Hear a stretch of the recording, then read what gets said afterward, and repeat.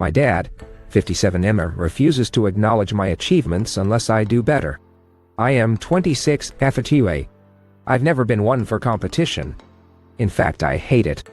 My parents have always pushed me towards being competitive and getting good grades. They were not happy with anything below an A or BE.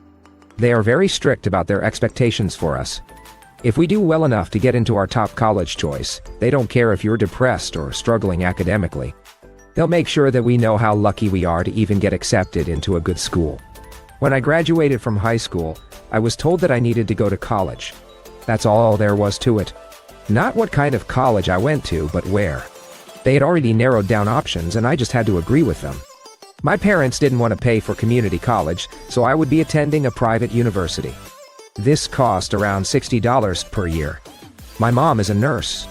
She loves her job and thinks that she can teach me how to love hers too. So every day after work she'd come home and start lecturing me on nursing. How hard it is to study for boards. How much money she makes compared to other nurses. She made it seem like I wouldn't be able to find a job without my degree. This became my entire life. Every single day was filled with studying, going to class, doing homework, or working at the hospital.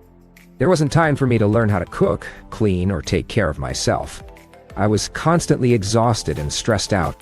But no matter how hard I tried, nothing seemed to satisfy my parents. When I got my first internship, they wanted me to apply to more. When I landed my first full-time job, they complained about my salary. And so on. So last week I decided to quit.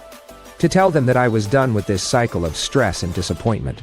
I told them that I wanted to focus on myself and enjoy life because it was only going to last so long.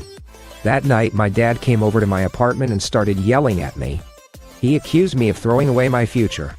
Of disrespecting him by quitting his dream career. I asked him why he cared so much since he doesn't even support me.